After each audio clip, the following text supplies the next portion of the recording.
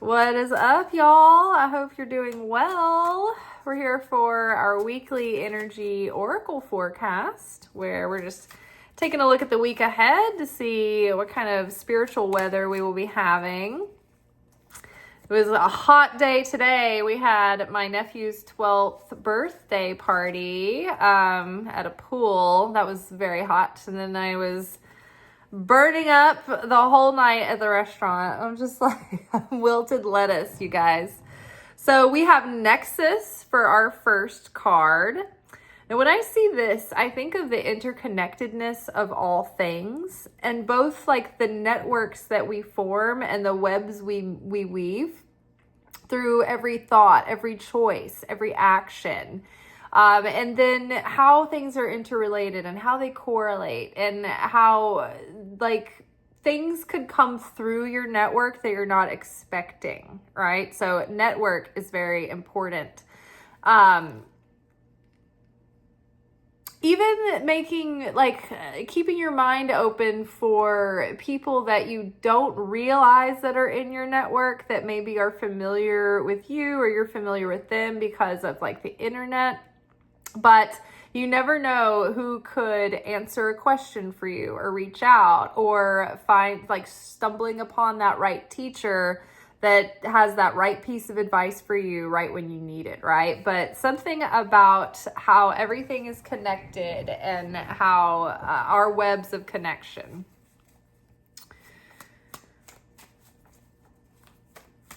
All right, what do we have? Ooh, joy. I love that. You know, this reminds me of the fact that when the Israelites were all unified and connected and joyous and in oneness and brotherhood, I was going to say brothers fellowship. When they were in unison, when they were in unity and they were in joy, they were blessed by the presence of the Shekhinah, the Spirit of God. And that would allow the blessing to flow. And when they became divided and separate and disgruntled, and they would complain, they would become afflicted, right? So holding on to our joy. Oh, which reminds me. So we just started our summer Mercury Retrograde. And if you guys have been following me for any amount of time, you'll know that I always give you guys a heads up when we're in certain windows of time that correlate to like Hebrew holidays and the Kabbalistic observances and things. And so we just entered into possibly the most challenging 3 weeks of the year. And this is the month of Av. I think this is the month of Av, but this is the 3 weeks during the summer, and it's during like Cancer season. Like Cancer season can be difficult, and so can Leo. So Leo might be the month of Av. I think the month of Av is August. So this 3 week Mercury retrograde in Cancer season really puts us through the paces of how we would respond to our fear and insecurity and any like neediness, any kind of like, when I say neediness, I mean like giving out of a fear of rejection kind of neediness, because Cancers are very giving, but they also are so empathic that they can sense when the mood has shifted. So a lot of times they will overgive because they have like an unconscious string attached, hoping that if they overgive that makes the relationship solid, or that kind of protects their place within the nexus, right? But that does not necessarily guarantee anything. And it's so funny, we've got this water card here, water, the sun. And so that where that comes from is that when the moon and the sun were being created, according to myth, the sun and the moon wanted to be the sun. And God looked at the moon and he said, the sun is going to be the sun, and you are going to have to make yourself smaller for now so that you can become great later. And so the moon ruled by Cancer, or the Cancer ruled by the moon took this rejection, and it became, it was like a deep wound. of rejection. And so that is one of the subconscious patterns of a Cancer. It's part of their tikkun, is to be able to give from a place of no strings attached, no expectations, and not be hurt if someone doesn't return the amount that they give. So the moon is ruled by the water element, and the moon also rules our sexual organs.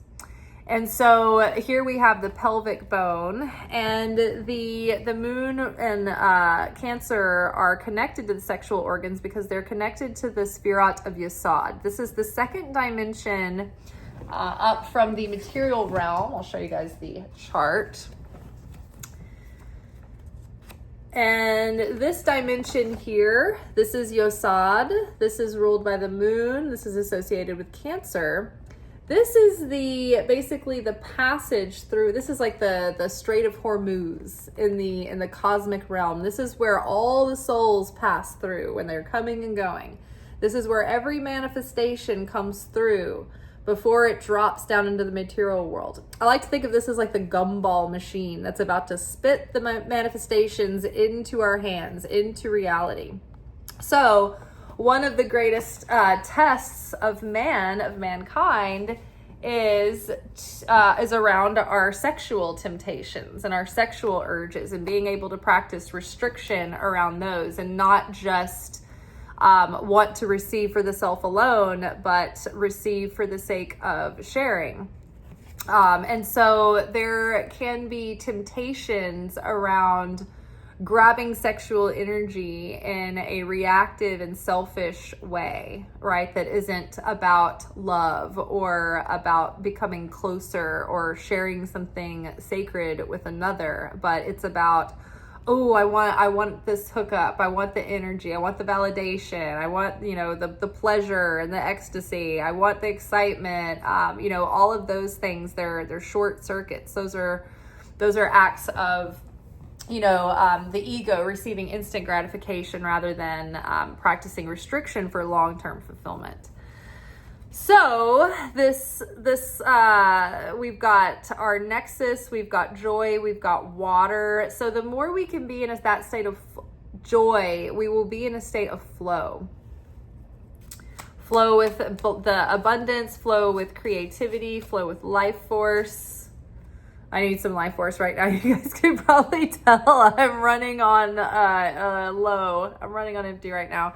We have expand. I love this. So bringing unity in through our network, right? When people root for each other and they stand in solidarity, it actually creates a magical force. And in fact, the Israelites, when they were in that unity, they were like unstoppable. They could channel that divine power through them. They were living into the shoes of the divine human at that point. So when we, get together with like-minded people who have common goals and common intentions, and we unite in a place of love and of joy, and we are rooting for one another, it expands what we're capable of. And it's like, for instance, say, for example, you have a group of friends. Like I have a lot of coworkers at work, and we're all, into something creative, right? Outside of our work. And we're not competitive people, and we really root for each other. And I really wanted to get us together to, like, ever so often sit in a circle and talk about, things that are working, things that aren't working, challenges, and just basically have a think tank with one another, because it brings the unity, right? And where two or more gathered, right, in the name of Jesus, anything is possible. And then when you have a minion of 10, it's like, whoa, that's real power, real miracles being channeled there. So my thought was to get a group of friends who had the best, hopes for one another, right? You can't get competitive people who are having evil eye and jealous. So you want other people, the friends there, all having their own thing going on, no competition, just good feelings, rooting for one another, all praying, to advance one another's blessings, right? So if you can group your desires and your goals and the things that you want into like prayer groups or support groups or networks. Not only does that help in a material way because somebody could have advice or somebody could have resources they could share, somebody could give their expertise, but in a spiritual way that actually boosts your power as well on an energetic level. So I think that this is going to allow for flow and abundance and expansion. So I think that we need to lean into our joy, lean into our relationships and our friendships and good positive feelings and like good like hopes for one another, good intentions. And I think that will bring a lot of blessing through the week and a lot of grace through these 3 weeks of difficulty and challenge.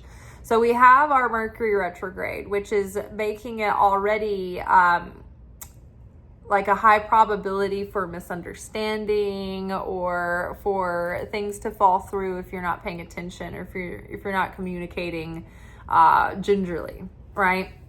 So we have that, and then we have the general fear associated with Cancer.